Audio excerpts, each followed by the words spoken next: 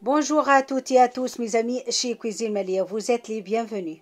Aujourd'hui mes amis, je vous propose une recette de gâteau aux fruits rouges. مرحبا بكم الناس الكل في كوجينة مليا. اليوم اصحابي وحبيبي باش نحضروا مع بعضنا جاتو بالغلال الحمراء. تبعوني للكوجينة نشوفوا المقادير وطريقة التحضير. شنو يلزمنا للوصفة متاعتنا؟ عندنا 8 كعبات بيض، عندنا 8 مغارف فرينة، 8 مغارف سكر، ساشي متاع خميرة جاتو، عندنا 8 مغارف ماء و8 مغارف زيت مائدة، والبارفان احنا باش نستعملوا ريحة الفريز. هذايا مكان الساعة قبل كل شيء للجينواز متاعتنا، ومن بعد تو نشوفوا البقية. Les ingrédients pour notre génoise mes amis. Alors il me faut 8 œufs, 8 cuillères d'eau, 8 cuillères d'huile végétale, 8 cuillères de sucre, 8 cuillères de farine, un sachet de levure de 11 grammes et le parfum, on va utiliser la fraise. La première étape, on va partager le blanc et le jaune d'œuf. لهنا خذيت زوز صحافي وخذيت البيض نتاعي وقسمت الابيض وحده والاصفر وحده كيما تشوفوا.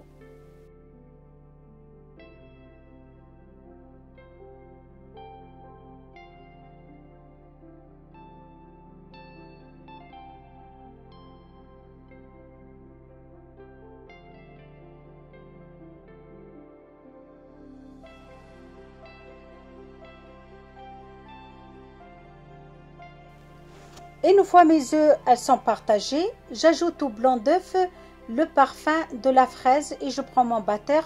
Je fais monter le blanc d'œuf jusqu'à qu'il soit en neige. بعد ما قسمت البيض على زوز مراحل فوحت الابيض متاع البيض بريحة الفريز، تنجموا تعملوا اي ريحة اخرى كما تحبوا، وركضتها بالكدا بالباتور متاعي كيما يلزم حتى طلعت شفتوها كيما طلعت. نفس الميكسور ما غير ما نبقى نغسل، ناخذ الاصفر نتاع البيض ونركضه بكدا، ومن بعد نبدا نحط في المكونات نتاعي بشويه بشويه. باش نحطوا السكر والماء والزيت، ومن بعد في الاخر نزيدوا الفرينه. هكا تشوفوا لازمكم تحركوا شويه بالباتور نتاعكم باش البيض هذاك يتحل لكم، وتحطوا فيه السكر يتحل مع الماء والزيت. Là je prends le jaune d'œuf, j'ajoute le 8 cuillères de sucre, 8 cuillères d'huile végétale, 8 cuillères d'eau. Je prends mon batteur et on va battre tout ça ensemble. Et une fois on a bien travaillé le jaune d'œuf, j'ajoute les 8 bonnes cuillères de farine.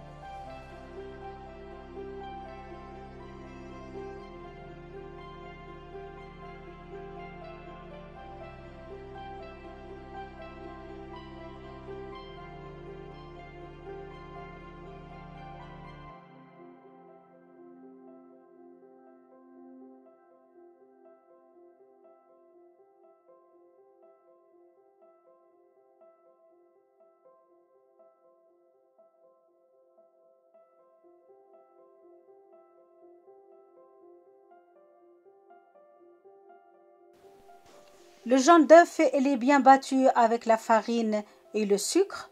Là, je le prends et je le mélange avec le blanc d'œuf. لهنا الخليط متاعنا حضر مركوض بالكدا، نزيدوه على ابيض البيض ونخلطه بشويه بشويه وبالمغرفه متاعتنا.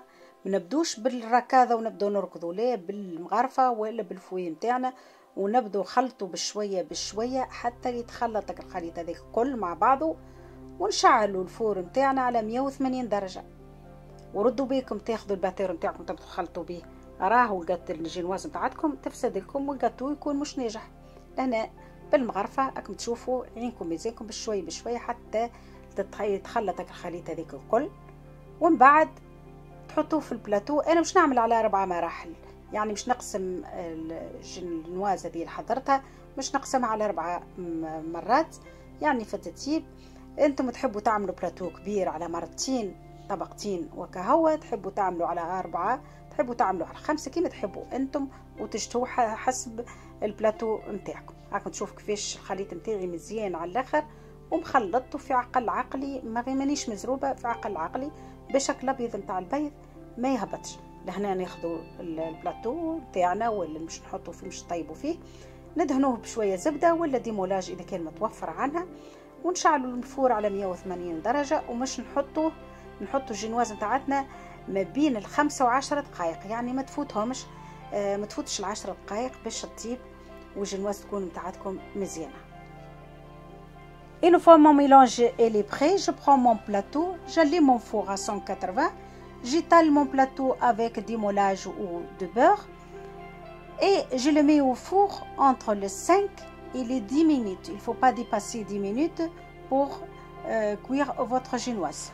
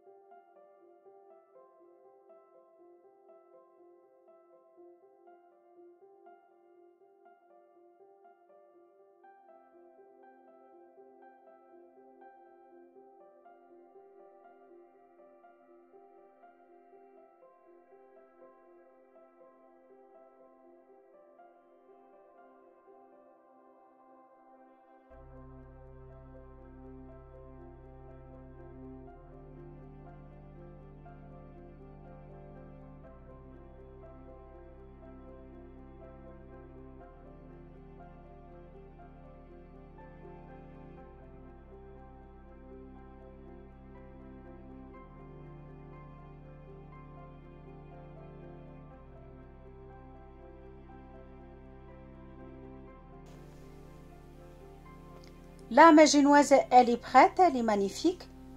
On dirait une crêpe, pas une génoise. Tellement qu'elle est bien réussie, on peut le plier en deux.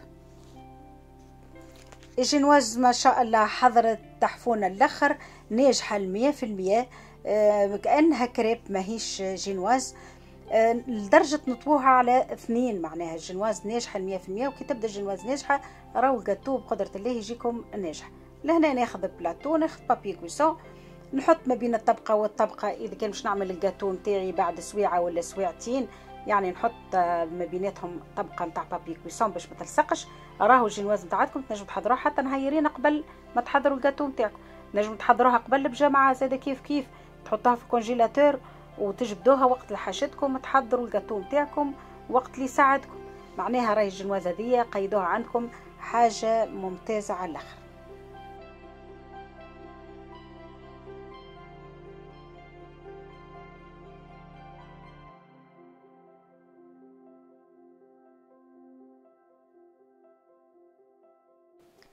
La deuxième étape, mes amis, on va préparer notre crème pâtissière. Les ingrédients, alors il me faut un demi-litre de jus de fraise, 2 cuillères de maïzena, 3 cuillères de sucre et 30 grammes de beurre. المرحلة الثانية متاعنا باش نحضروا الكريمة متاع الجاتو اللي مش نحطوها في الوسط. اشنو يلزمني؟ نصيب فيترة متاع عصير فراولة ولا فريز، وعندنا مغرفتين متاع الشاي معبين بالقدا، و3 مغارف متاع سكر. نخلطوهم بالقدا مع بعضهم ونحطوهم على النار حتى نتحصلوا على كريمة عادية كيما نحضروا أي كريمة. في بقعة الحليب حطينا العصير الفريز هذا مكان، وعندنا 30 غرام متاع زبدة. السكر تنجموا تحطوا أقل ولا أكثر كيما تحبوا أنتم. تحبوا ما تحطوش بالكل، الناس عندها مشكلة مع السكر ما تحطوش، راهو مش مشكلة السكر، خاطر احنا مش نستعملوا الغلة من بعد، والجي هو بطبيعته راهو حلو شوية، يعني تنجموا ما تحطوش سكر ما تحطوش. Une fois que j'ai bien mélangé tous les ingrédients ensemble, je mets ma casserole sur le feu jusqu'à ce que j'obtienne une crème pas trop épaisse.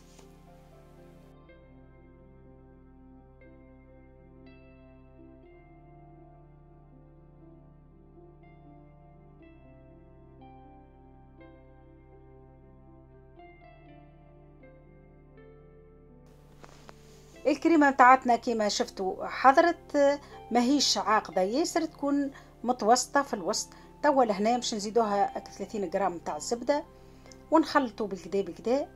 لا ميزامي جاجوت لو 30 غرام دو بور اي جو ميلانج ا نوفو.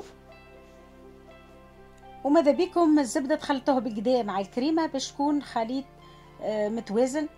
وناخذ الصحن اللي مش نقدم فيه، ومش نحط الكوش الاولانيه كريمه، الكوش الثانيه جينواز، ومن بعد نحط الغله هذيك في الوسط.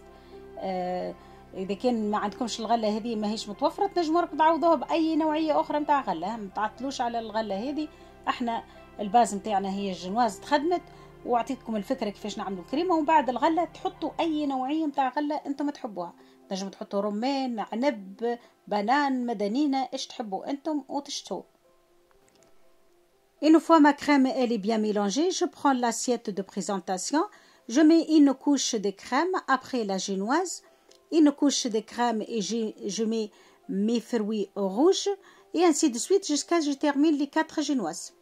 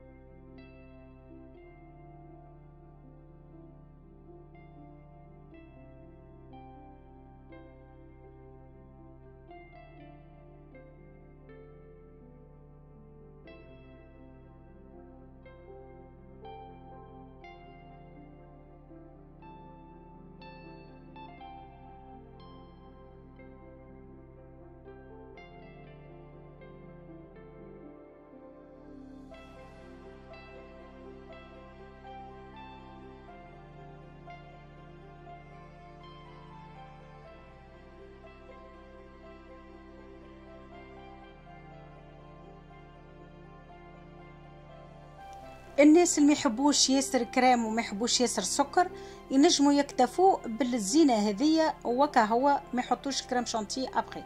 احنا باش نحطوا من بعد الكريم شانتي نتاعتنا باش نزيدوا نزينوا الجاتو نتاعنا.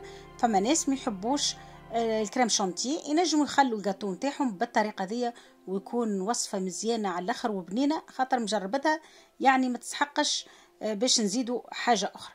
لهنا انا مش نزيد الكريم شانتي نتاعي باش نزيد نزين الجاتو نتاعي بالكريم شانتي، اما راهو تنجموا تخلوها كما هي، يعني كان بالكريم باتيسير هذه اللي حضرناها وكا هو والغله، ويكون جاتو متوازن للناس اللي يعملوا في الرجيم وما يحبوش الكريم، ولا الناس اللي عندهم ديابيت ما يحبوش الحلو، يعني راهو ماهوش فرض باش نحطوا الكريم شانتي.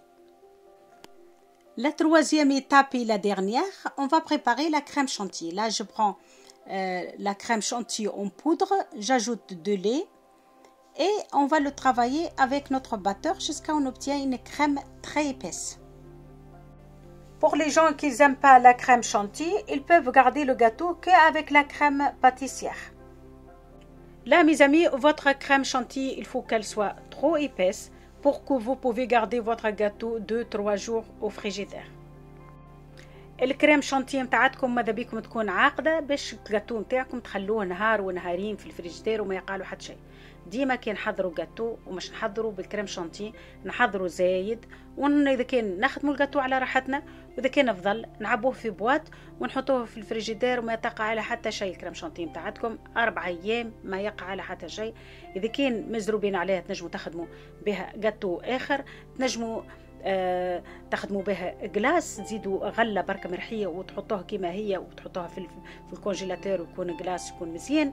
يعني ما تفجعوش كي تخدموا الكريم هذه، وفضلت ما ترموهاش، تحطوها في بواط. تنجموا تخدموا بها ديسير اخر، تنجموا تخدموا بها تيراميسو، تخدموا بها جلاس، تخدموا بها جاتو اخر، ديسير اخر. المهم الجاتو نتاعكم يتخدم على قاعده كي تبدا عندكم خاصه عيد ميلاد. احنا مش نخدموا كعيبه جاتو مش تلم عليها الاصحاب والحباب والعائله، يلزمها تكون مزيانه ومخدومه على قاعده. باهي لهنا كتشوفوا باش نزين تزيين بسيط بكل انتم تزينوا كيما تحبوا انتم وتشتهوا. انا زينه بسيطه بكل يعني مانيش باش نطول برشا، يعني زينه اي واحد ينجم يزين. من بعد انتم تتفنوا وتحضروا الجاتو نتاعكم كيما تحبوا انتم وتشتهوا.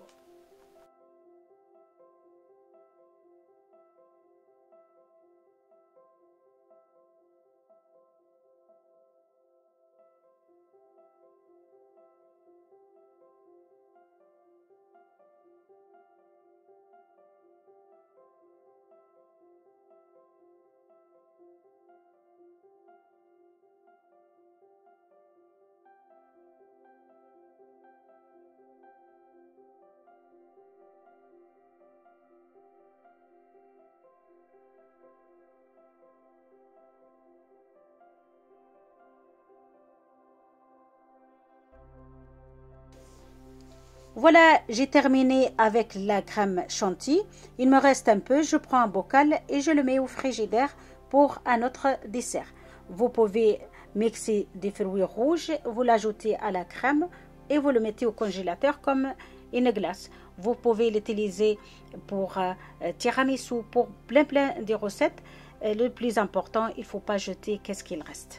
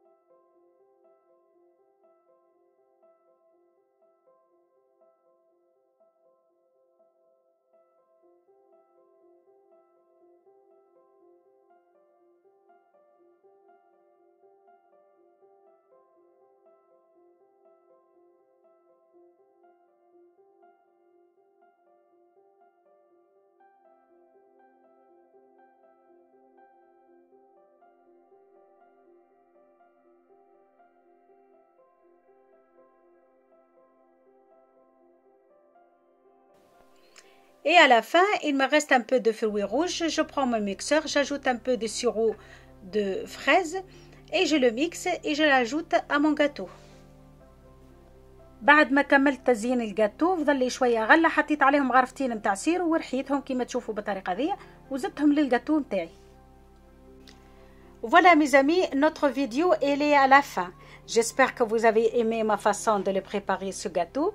N'hésitez pas à vous abonner, à partager la vidéo avec vos amis et la famille. Laissez des commentaires, mettez la cloche en marche pour que ne vous ratez pas mes recettes et mes idées. Si vous voulez me contacter sur Instagram, Facebook, c'est Cuisine Malé. Mes amis, je vous souhaite une bonne soirée et à bientôt. الجاتو متاعنا حضر اصحابي وحبايبي كيما تشوفوا جاتو مزيان برشا. تنجموا تزينوه انتم خير واحسن اذا كان تحبوا. نصيحه اذا كان تحبوا ترحوا الغله وكل كيما عملت انا وتخلطوها بالسيرو وتحطوا فرد مره لون واحد. تنجموا. انا خاطر عندي شكون ما يحبش الغله مرحيه، الغله الحمراء مرحيه، انا حبيت نرحيها الحقيقه. اما هو راهو كانت ترحاه كل مع السيرو وتتغطى به الجاتو يكون ازين وخير. ان شاء الله عجبتكم الطريقه وان شاء الله تجربوا الوصفه هذه في الافراح والمسرات. ما تنسوش تبارطاجوا الفيديو مع الاصحاب والاحباب. تشتركوا في القناه اذا كنتم مشكم مشتركين. ما يبقى لي كان نقول لكم تبقوا على خير وان شاء الله نتقابلوا في وصفه احسن وفي امان الله والى اللقاء.